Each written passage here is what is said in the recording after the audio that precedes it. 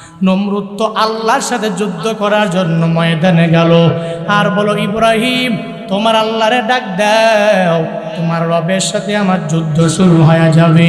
প্রথম আসমান বরাবর একটা তীর নিক্ষেপ করলো, বলে এই ইব্রাহিমের খোদা, আমার সাথে যুদ্ধ করার জন্য তুমি ময়দানে আসো না। আল্লাহ কয় আমি তোর সাথে যুদ্ধ করার জন্য আমি রব যাওয়া লাগবে না, আমার কোনো সেনাবাহিনীও আমার পাঠানো লাগবে না, কোনো মানুষেরও প্রয়োজন নাই আমার, বরং আমার মূসার একটা দল আছে, ওই মূসাটাকে পাঠাইয়াই তোর মতো নমরুদরে আমি আল্লাহ সাইজ করে দিতে পারি। ফেরাউনের দিকে তাকায়া দেখো না, যেই ফেরাউন জীবনের শেষ মুহূর্ত পর্যন্ত আমার মাওলার এত পরিমাণে কৃতজ্ঞ হয়ে গেল। বারবার সবাইরে বলে এই এলাকার লোকেরা তোমরা সবাই বলে দাও আনা রব্বুকুমুল আ'লা, আমি তো তোমাদের বড় রব। কোন থেকে তোমরা আবার তোমাদের আল্লাহ নিয়ে আসলা? যখন বারবার বলে আল্লাহ কয় তোর মতো ফেরাউনের আমি আল্লাহ এমন জায়গায় নিয়ে ফালাইয়া দিব পেছের মধ্যে পড়ে যাবা, ওই সময় তোর কোনো নেতা তোরে বাঁচাইতে পারবে না, তোর কোনো প্রজা তোর অনুসারী তোরে বাঁচাইতে পারবে না। ফেরাউন তো মরল, তার যত লোকেরা আছে সব নীল নদের মধ্যে পড়িয়া মারা গেল। আল্লাহ কয় এই রাজত্ব হলো আমি আল্লাহর, আমি আল্লাহ যারা চাইলাম সম্মানের চেয়ারটা আমি আল্লাহ দিয়ে দিলাম। আবার যদি তুমি এটা মনে করো অহংকার নিয়ে যদি মানুষের উপর জুলমের মাত্রাটা বাড়াইয়া দাও, নির্যাতনের মাত্রা যদি বাড়াইয়া দাও, আল্লাহ কয় আমি আল্লাহ একবার ধরলাম না, দুইবার ধরলাম না, তিনবার চারবার বান্দা তোমারে ধরলাম না, এখন এমন ভাবে ধরবো এই যে আমগো গত সরকার যে বাংলাদেশ থেকে পালায়া চলে গেল, সকাল 10টায় গয়াই সেনাবাহিনীরা আমারে বাঁচাইতে হলে ছাত্র যদি 1000 মারা লাগে মেরে ফেলো, এদেরকে দুনিয়া থেকে বিদায় করে দাও। আমাকে বাঁচাইতে হলে যত তোলাবা মারা লাগবে এদের দাফন করে দাও, এদেরকে মেরে ফেলে দাও। তোমাদের বুলেটের সামনে একটা আসবে একটারে মারবা, আবার আসবে আবার মারবা, আবার আসবে আবার মারবা। শেষ মুহূর্তে সেনাবাহিনীরা বলে না না সম্ভব হবে না। সরকার তো মনে মনে কয় যারে এত পরিমাণে ক্ষমতা দিয়ে দিলাম, যার ছেলেরে চাকরি দিলাম, যার নাতিরেও চাকরি দিয়ে দিলাম, কোটার মাধ্যমে তার নাতি প্রতিশো বাইরে চাকরির মধ্যে ঢুকাইয়া দিলাম। আল্লাহ কয় যারে তুই 16 বছর পাইলা বড় করলা, ওই সমস্ত লোকেরাও শেষ মুহূর্তে বান্দা তোমার কাজে আসবে না। ওই সময় যত চেষ্টা করো বা ক্ষমতার মধ্যে বসে থাকার জন্য সম্ভব হবে না। আল্লাহ কয় আমার মায়ের হলো দুনিয়ার বাইর, আমি আল্লাহ ধরি না, আমি আল্লাহ যখন ধরি একটারেও হারিকেন দিয়া খুঁজে পাওয়া যায় না, ঠিক কিনা? সব ক্ষমতা আমি রবের হাতে, আমি আল্লাহ দিয়া দিতে পারি। এদেরকে নিয়ে আমার মাওলা এই সমস্ত সমন্বয়কদেরকে আমার মাওলা সম্মানিত বানায়া দিলেন, এদেরকে দামি বানায়া দিলেন। তবে সমন্বয়কারা এটাও মনে করবা না এই নাহিদ ইসলাম ভাই, এই আসিফ মাহমুদ সজীব ভুইয়া, আল্লাহ পাক তোমাদেরকে এত পরিমাণে সম্মান দিয়ে দিল, এই চিন্তা নিয়ে আগায়ও না যে আমি বড় নেতা হয়ে গেলাম, আমি বড় লিডার হয়ে গেলাম। এই চিন্তা পৃথিবীর মধ্যে যেই লিডার এরা নিজের অন্তরের মধ্যে নিয়ে আগাইল, এদের একটারও পরিণতি বাবা ভালো হয় নাই। এই যে এখন দেখেন না, গত 2 দিন 1 দিনের ভিতরে উলামায়ে কেরামদের রক্তক্ষরণ হয়ে গেল। যেই বিষয়টা নিয়া একটা উলামায়ে কেরামের বিরোধী আল্লামা আহমদ শফিরে যে তেতুল হুজুর বইলা গালি দিল, ওই ফারুকিরে এরা উপদেষ্টা বানাইল, সাংস্কৃতিক বিষয়ের উপদেষ্টা। এরা কি আল্লামা কবি মুহিব খানকে এদের চোখে বলল না? এদের কপাল বুঝি এত পরিমাণে পইরা গেল। আন্দোলনেও যার বিন্দুমাত্র পরিমাণ যার অবদান নাই, যার কোনো ছেলেও আন্দোলনে অবদান রাখে নাই।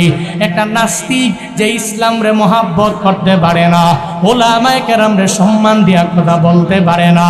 ও আল্লাহর বান্দারা, আজকের এই ময়দান থেকে বান্দা একটু আওয়াজ দাও, ডক্টর ইউনূস সাহেব আপনি প্রধান উপদেষ্টা, উলামায়ে কেরাম বড় সম্মান করে আল্লাহ পাক ইজ্জত দিয়ে আপনারে মঞ্চের মধ্যে বসাইলো। তবে সাবধান, এমন কোন মানুষের কথা শুনি না উলামায়ে কেরামদের দিল থেকে উঠা যাবে না। এই সমন্বয়কেরা উলামায়ে কেরামদের মহাব্বতেই আমার মাওলা তোমাদেরকে সম্মান বাড়াইয়া দিল, ইজ্জতটা আমার মাওলা বাড়াইয়া দিল। স্কুল কলেজের ছাত্ররা আন্দোলনে গিয়ে জীবন দিয়েছে এমন নয়, শুধু এরাই দিয়েছে, আমার মাদ্রাসার তোলাবারা যায় নাই, উলামায়ে কেরাম জীবন দেয় নাই। একটা ব্যক্তিও এটা প্রকাশ করে বলতে পারবে না। যাত্রাবাড়ির ওই ফ্লাইওভারের নিচের ভিডিও দেখে মানুষ চোখের পানি ফেলে কান্না করেছে রে বাবা।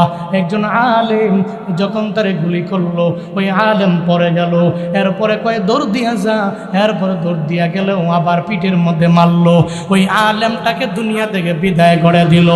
উজানি একটা মাদ্রাসা আছে আমার কুমিল্লার ভিতরে, ওই উজানি শাইখুল হাদিস আব্দুর রহমান হাফিজাহুল্লাহ, ওনার ছেলেটাকেও দুনিয়া থেকে বিদায় করে দিল। যাত্রাবাড়ি বড় মাদ্রাসায় পড়তো। এই সমস্ত তোলাবারা এরা কত পরিমাণে দামি জানুনি রে বাবা। এরা এদের সিনার মধ্যে 30 পারা কোরআন নিয়ে চলাফেরা করে। আমার রবের দরবারে এরা অনেক পরিমাণে দামি। এই সমস্ত তোলাবাদেরকে তোমাদের চোখে পড়ে নাই। সাবধান, জীবনে কোনোদিন না শুকরিয়া করে অকৃতজ্ঞ হয়ে যায়ও না। উলামায়ে কেরামের অবদান জীবনেও ভুলতে পারবা না। ও আল্লাহর বান্দারা, এই কক্সবাজারের পেকুয়া থেকে আমি আবদার জানাই ইউনূস সাহেব, আপনার কাছে করজোরে রিকোয়েস্ট করি, যেই সমস্ত লোকেরা উলামায়ে কেরামকে সম্মান দিয়া কথা বলতে পারে না, আন্দোলনে যাদের বিন্দুমাত্র পরিমাণ কোনো অবদান নাই, এই সমস্ত নাস্তিকেরা আমাদেরকে উপদেশ দেওয়া লাগবে না। আমাদেরকে উপদেশ দেওয়ার জন্য আমার দেশের উলামায়ে কেরামেরাই কাফি। এরা আমাদেরকে উপদেশ দিবে, এদেরকে উপদেশটা মানলে আমার দেশ সোনায় ভরপুর হয়ে যাবে। চিল্লা কও ঠিক কিনা? উলামায়ে কেরাম যদি আমাদেরকে উপদেশ দেয়, অন্য কোন নাস্তিকের দরবার থেকে আমাদের উপদেশ নিয়ে চলা লাগবে না। হ্যাঁ, উলামায়ে কেরামের বুদ্ধি কম না। আল্লাহ উলামায়ে কেরামের ব্রেন এত দিয়েছেন, যারা কোরআনটাকে 30 বার কোরআনটারে সিনার মধ্যে ঢুকাই দেবার, আল্লাহর কসম একবার, আল্লাহর কসম 2 বার, আল্লাহর কসম 100 করে বলতে পারি, 30 পারা কোরআন যে সিনার মধ্যে নিয়ে রমজানে তারাবি পড়ায়, খুদার কসম করে বলি, তার মতো দামি, তার মতো সম্মানী, তার মতো ব্রেনওয়ালা, তার মতো বড় জ্ঞানী গুণী আসমানের নিচে জমিনের উপরে কেউ হতে পারে না। ঠিক কিনা? আপনার উম্মতেরা 1 নম্বরে আমি রবের ইতোয়াত করবে, 2 নম্বরে মদিনাওয়ালা নবী মানে আপনার ইতোয়াত করবে। 1 নম্বরে আমি রবের বন্ধু বানায় নিবে, 2 নম্বরে পয়গম্বর আপনারে পরিপূর্ণ বন্ধু বানায় নিবে। এখন আল্লাহরে ফলো করবো কেমনে, অনুসরণ করব কেমনে, অনুকরণ করব কেমনে? এই যে যুবকেরা বয়ান শোনার জন্য আসলো, এই যুবকেরা যদি বলি তুমি চলার পথে মেসিরে ফলো করবা, নেইমারে ফলো করবা, এমবাপ্পিরে ফলো করবা, দেখবেন যুবকেরা যাওয়ার পরে মেসির একটা সার্চ দিয়ে মেসির ছবি বের করবে, কেমনে কেমনে চুলের কাটিং দেয়, মেসির মতো কাটিং দিয়ে দিবে।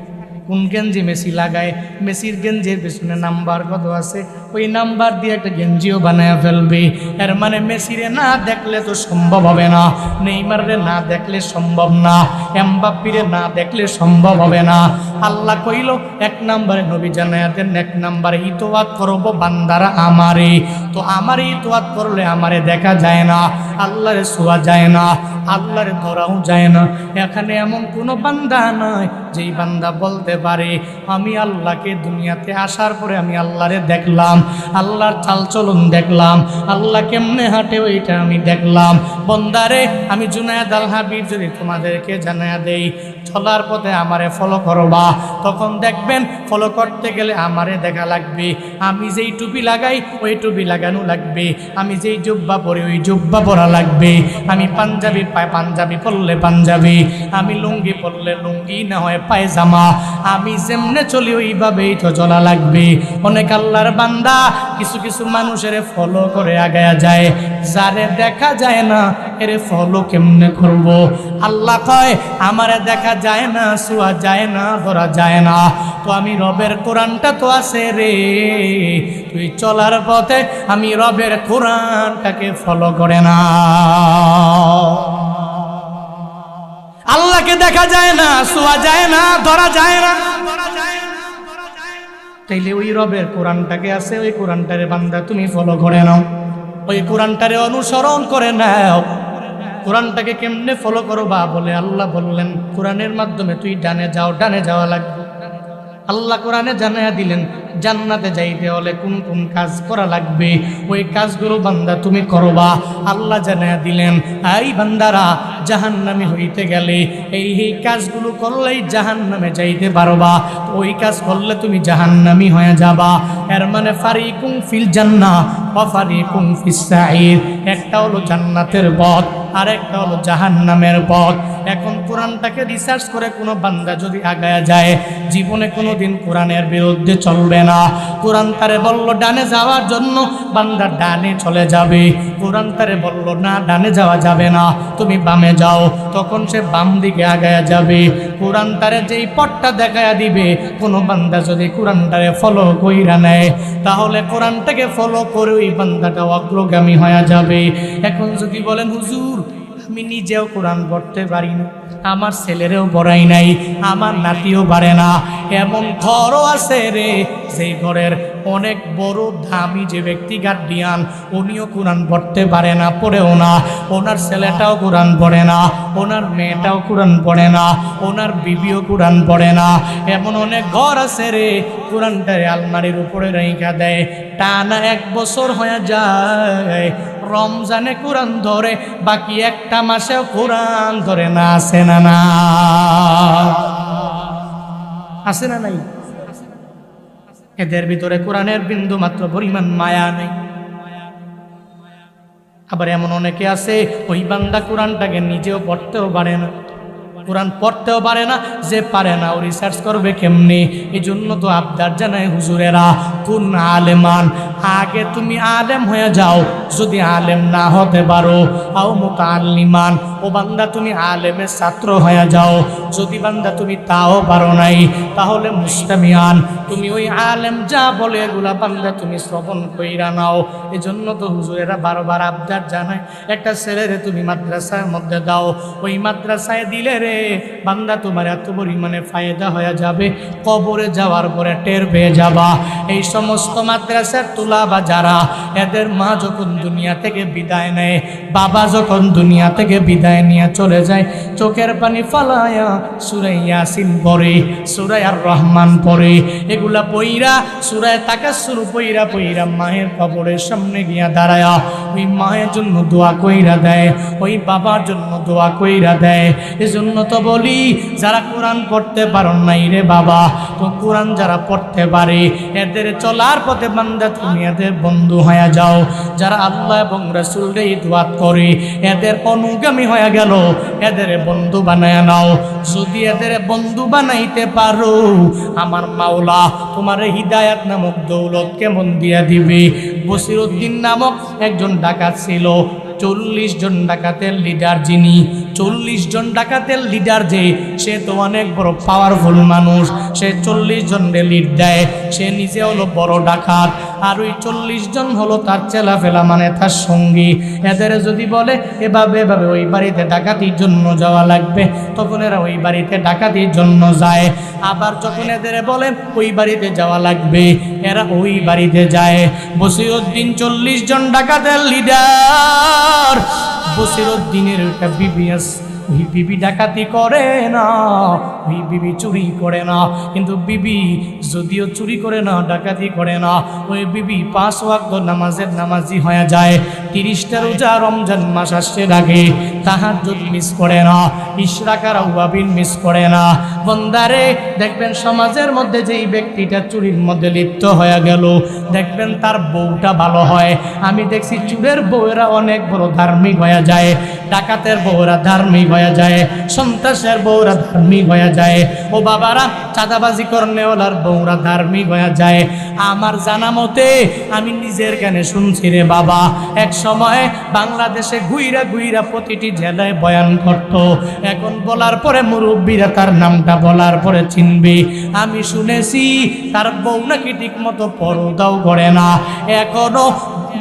এখনো পুরা মার্কেটের মধ্যে পর্দা ছাড়া যায়। বন্দারে, হুজুরের বউ হইলেই যে আল্লাহওয়ালা হয়ে যাবে, হুজুরের বউ হলেই যে পর্দা করবে এমন না। মাঝে মাঝে এমন ব্যক্তি আছে, এদের ঘরের মধ্যে ওলি জন্ম নেয়, এদের ঘরের মধ্যে এদের রমণী নামাজি হয়ে যায়, তাহাজ্জুদ গুজার হয়ে যায়, ইশরাক করে আউয়াবিনও সুন্দর করে পড়ে রে বাবা। ও আল্লাহর বান্দা, বসিরউদ্দিন যদিও ডাকাত কিন্তু স্ত্রীটা ভালো। বারবার আবদার জানায়, ও স্বামী আমার, অন্যের বাড়িতে ডাকাতির জন্য যাওয়া লাগবে না, আমার টাকা লাগবে না, আমার বাড়ির মালিক হওয়া লাগবে না, আমার গাড়ির মালিক হওয়া লাগবে না, তবে আবদার জানাই গো স্বামী আমার, এক বেলা আইনা দিবে। আলহামদুলিল্লাহ বলে আমার রবের দরবারে শুকর আদায় করব। আর এক বেলা পাবো না, নিজের পরিপূর্ণ সবিরা বানায়। এক বেলা পাবো আলহামদুলিল্লাহ বলে অগ্রগামী হব, আর এক বেলা পাবো না, নিজের সবির বানায় নিব। আপনি যখন কোনো অন্যায় কাজের মধ্যে যান, দেখবেন বিবি যদি ভালো হয়, বিবি কইবে স্বামী আমার এত টাকার দরকার নাই, আমার সন্তানগুলো নিয়ে আমি সকালবেলা খাইতে পারলে হবে, আমার দুপুরে খাইতে পারলে হয়ে যাবে, আমার রাতে কোনো রকম চলতে পারলেই হয়ে যাবে।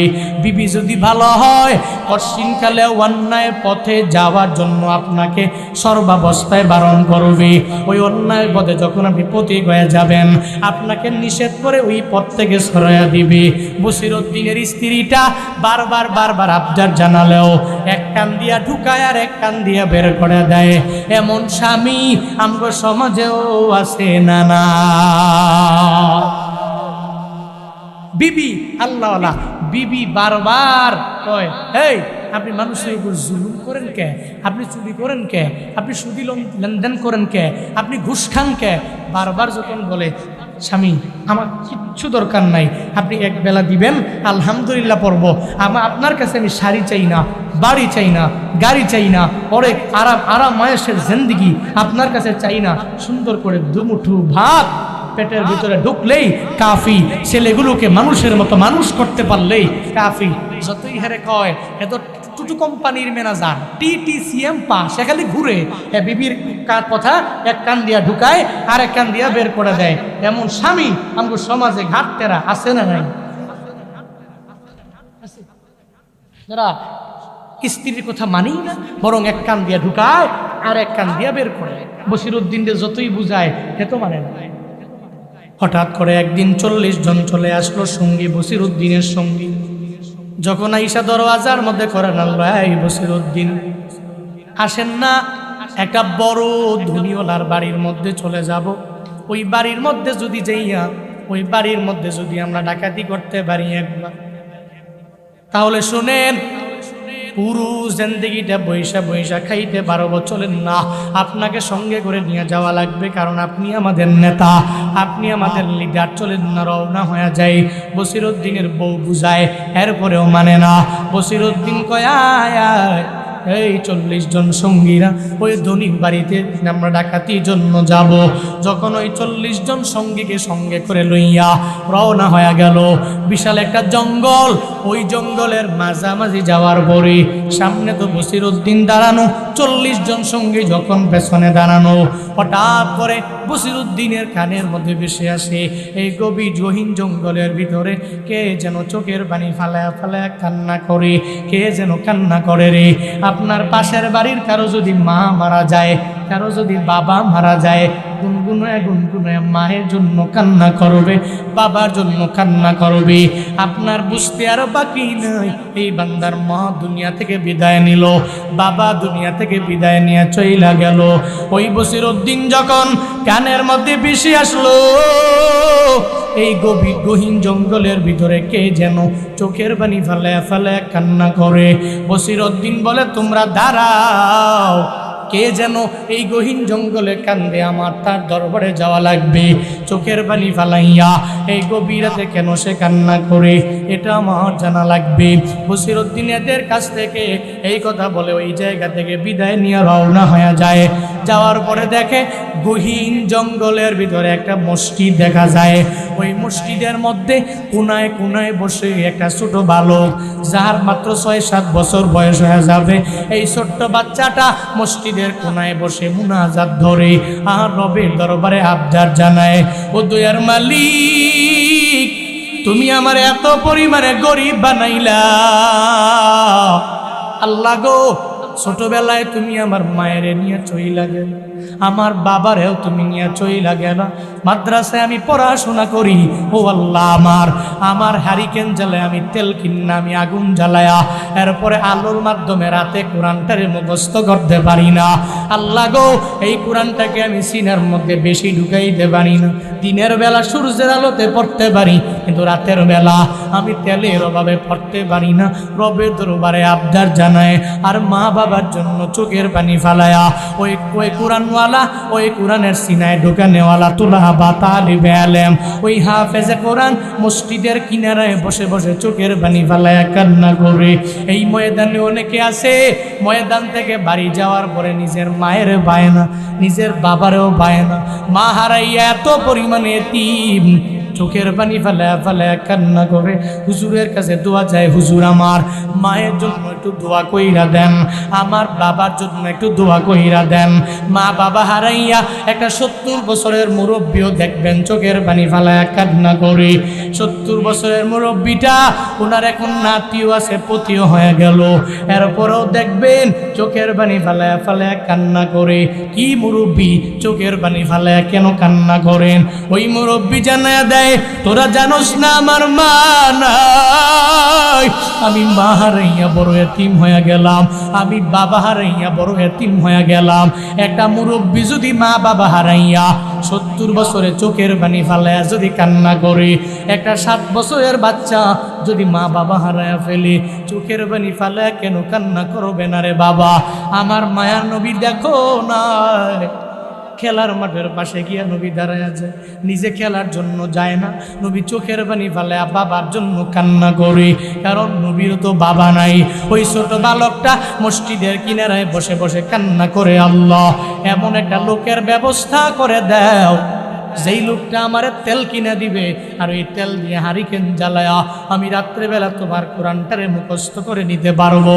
আল্লাহ গো, এমন একটা লোকের ব্যবস্থা তুমি করে দাও।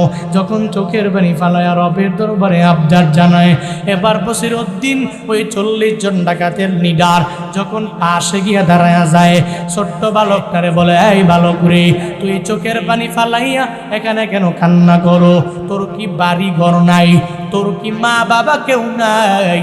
ছোট বালকটা জানায়া দেয়, তোমারে আমি চিনি না, তোমার বাড়ি কোথায়? আমার মা নাই, আমার বাবা নাই। ও বান্দারা, যারা মা বাবা হারাইছে এই কথা বলতে গেলে তার বুকটা এত পরিমাণে ফেটে যায়।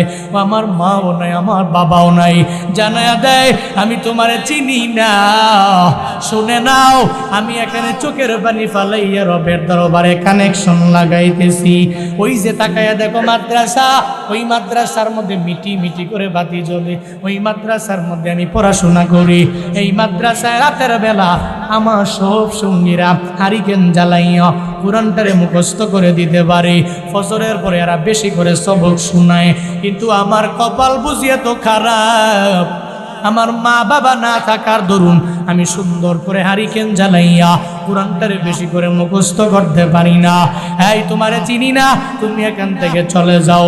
বসিরউদ্দিন ওই ছোট বাচ্চার কথা শুই না চোখের পানি ধরে রাখতে পারে নাই, চোখের পানি ফালায়া ফালায়া কান্দে আর জানায়, এই ছেলে রে, কোরআনটাকে সিনার মধ্যে মুখস্থ কইরা ঢুকানোর জন্যে তুমি বুঝি আজকে চোখের পানি ফালায়া কান্না করো, আর আমি বসিরউদ্দিন ডাকাতি করার জন্য যদি বুঝি যাই, আল্লাহ যদি হাসরের ময়দানে ধরে আমার কি উপায় হবে রে?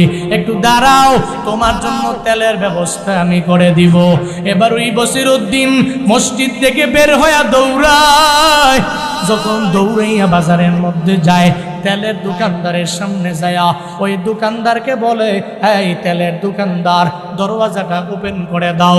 আমি বসিরউদ্দিন 40 জন ডাকাতের লিডার, আমি তোমার দরওয়াজার সামনে দাঁড়ানো। যখন করা নারী এবার তেলের দোকানদার ঘুম থেকে জায়গা ভাবছে রে, বসিরউদ্দিন যেহেতু আমার দরওয়াজার সামনে, এর মানে এই ব্যক্তি জালেম, আমার সব তেলগুলো কেড়ে নিয়ে যাবে। যদি আমি না দেই তাহলে আমার পুরা দোকানটাকে পুড়ে ফেলবে, বর্ষ করে উড়িয়ে ফেলবে। যখন এবার বসিরউদ্দিনের এই কথা শুনি না, তেলের দোকানদারের মনে মনে ভয় জেগে গেল। তেলের দোকানদার লাফ দিয়ে ঘুম থেকে জাগলো, দরওয়াজাটা ওপেন করে দেখে বসিরউদ্দিন সামনে দাঁড়ানো। বসিরউদ্দিন কয়, বস আপনার কি লাগবে? কি কয়? কথা বলো না কেন? কি কয়? আসলে কি হেতে বস? হেতে আসলে বস না, হেরে বস কয় কেন? বস কইয়া নিজের ভয়টাকে দূর করে, হায় হায় এরে যদি বস না কই, এরে যদি তেল ঠিক মতো না দেই, এরে যদি সার না কই, তাহলে হেতো আমার জিন্দানখানায় ঢুকাইয়া ফেলবে।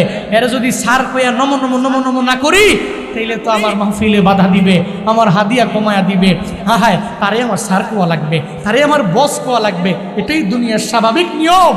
বিপদে পড়লে আরে বস কয়। এবার বসে যখন ওই জায়গা থেকে চইলা যায়, বিপদে তুমি ফিরে দেখো জীবনে কোনো দিন দেখো তোমারে কি করি আমি।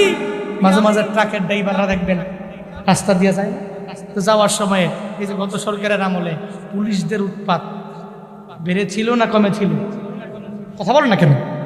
ওরে বাপরে বাপ, মনে হয় দেশটা এদের বাপের। আসলেই পুলিশদের এত পরিমাণে জুলুম, এত পরিমাণ নির্যাতন, এরা মানুষের মানুষই মনে করে না, একটা গরিবকে গরিবই মনে করে না, ট্রাকের ড্রাইভার রে হ্যাঁ মানুষই মনে করে না। সারা রাত গাড়ি চালায়া ফজরের পরে এসে দাঁড়ায় যায়, রে কই যাস? স্যার কক্সবাজার যাবো। কক্সবাজার যাবি? মাল কি? এই মাল আছে। আমি শিওর তোর এই মালের ভিতরে মনে হয় কোনো ইয়াবা টিয়াবাস। হ্যাঁ রে স্যার কোন কি, আমি ভালো মানুষ, এতগুলা মাল আমার, এই মাল ইয়াবা থাকবে কেমনে? তাহলে সব মাল নামা। ওই এত বড় এক কন্টেনার, এই কন্টেনারের থেকে আমি মাল নামাই আপনার ইয়াবা দিব কেমনে? ঠিক আছে বুঝছি, এটাও তো সম্ভব না, তাহলে 500 টাকা দেন। সব মাফ, 500 টাকা দেয়। গরিব মানুষ, গরিব মানুষ 500 টাকা কেমনি দিব? কত 200 দে। স্যার এটাও দিদার মনে, কয় 100 দে। স্যার এটাও সম্ভব না, আমি পুরা গরিব। তো 50 টাকা দে বেড়া। স্যার তাও সম্ভব না, তাহলে একটা বিড়ি দে।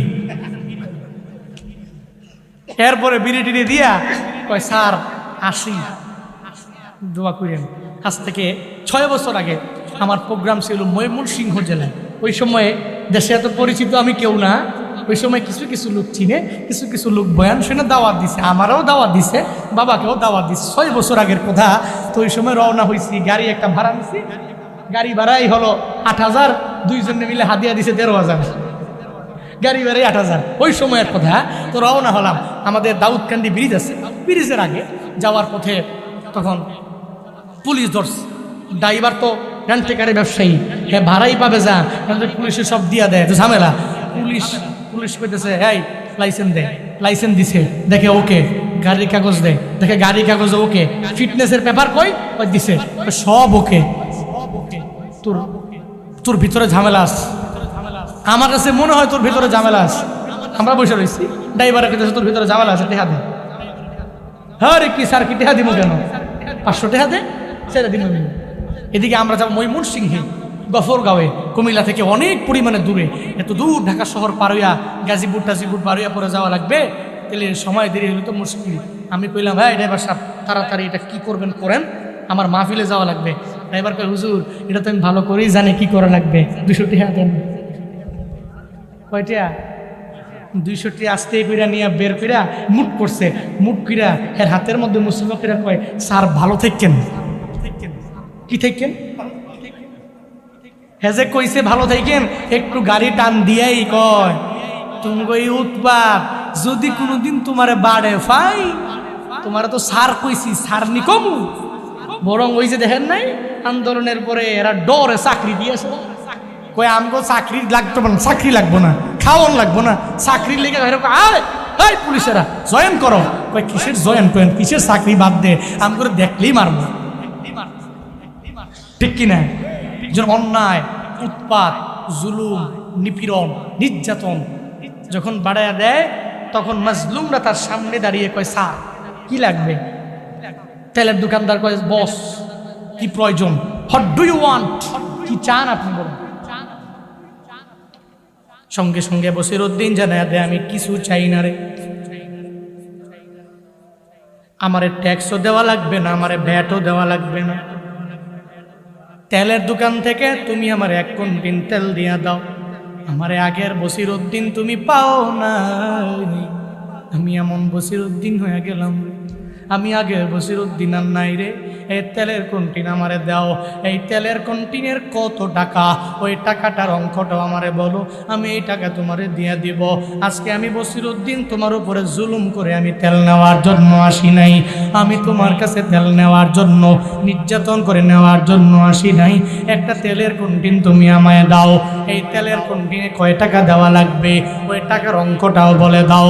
এবার যখন টাকা দিয়া দিল, বসিরউদ্দিন যখন মাল দিবে, ওই সময় তেলের দোকানদার বলে, বস আপনি কি এত পরিমাণে ভালো হয়ে গেলেন? এবার বসিরউদ্দিন কিছু বলে না, মনে মনে তেলের দোকানদারের ভয় তো আছেই গো। আরে বসিরউদ্দিনকে আমরা চেক করে কিনা, আমার চেক করে কিনা, যদি কোথায় কোথায় একটু উল্টা পাল্টা হয়ে যায়, আমার তেলের দোকানদারে আগুন লাগাইয়া দিবে। কারণ যারা জালেম এরা মাঝে মাঝে পরীক্ষা করে মাজলুমেরে, ওই মাজলুম কি ওই জালেমের সাথে ভালো আচরণ করে নাকি খারাপ ব্যবহার করে। একটু খারাপ পাইলেই ওই জালেমের উপরে জুলমের মাত্রাটা বাড়ায় দেয়, নির্যাতনের মাত্রাটা বাড়াইয়া দেয়। এবার বসিরউদ্দিন যখন তারে জানায় দেয় তেলের দোকানদার, আপনি কি ভালো হয়ে গেলেন নাকি? বলে এই কথা তোরে আমি পরে বলবো।